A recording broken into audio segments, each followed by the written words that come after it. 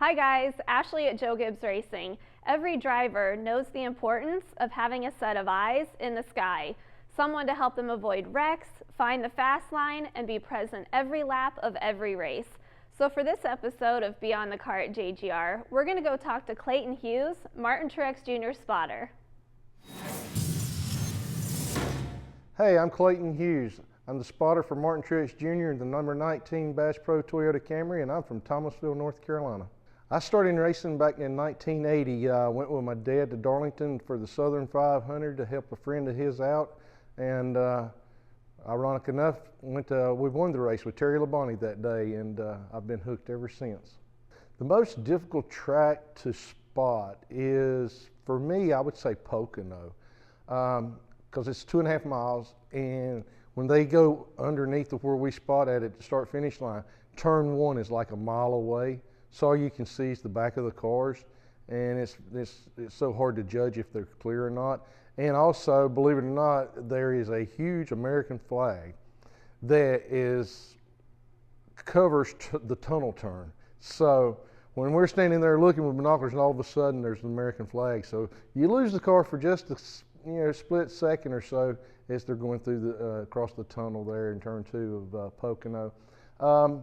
Fontana's a tough one. Michigan, because of the way the cars come off turn 4, they're coming at you at an angle, so it's hard to give the driver the clear when you don't know. So for me, them type tracks are the most difficult.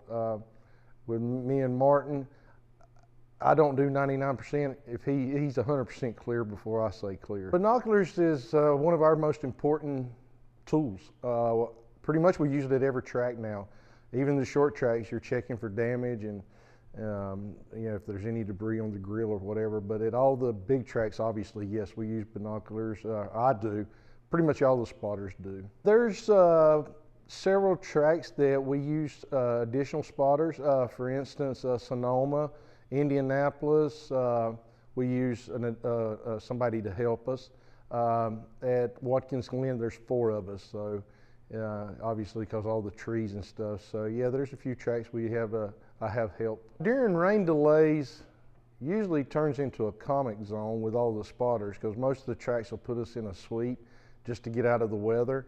And somebody will get on Twitter and it starts with back and forth stuff. And mostly I just usually sit there and look at my phone and look at the weather, trying to figure out if we're ever going to get back going. And during most of the rain delays, we know that it's coming, so you kind of have a plan of what you're going to do as far as go to a suite, go to the car, go inside, and just hang out with the guys. When I'm not at the race, I'm at home trying to figure out what the next weekend is going to be like. I'll watch next week's race, kind of like doing my homework. What we done the last time we were there, what to expect, the way the track, as far as the way the race went, how many cautions and stuff like that. This is my 6th year working for Martin. Our preparation is pretty much the same every week. We just go to win. As far as spotting other series, I do spot an Xfinity car. They use multiple drivers. It's kind of a startup operation, I guess you would say, that they're trying to help young and new drivers come up through the series.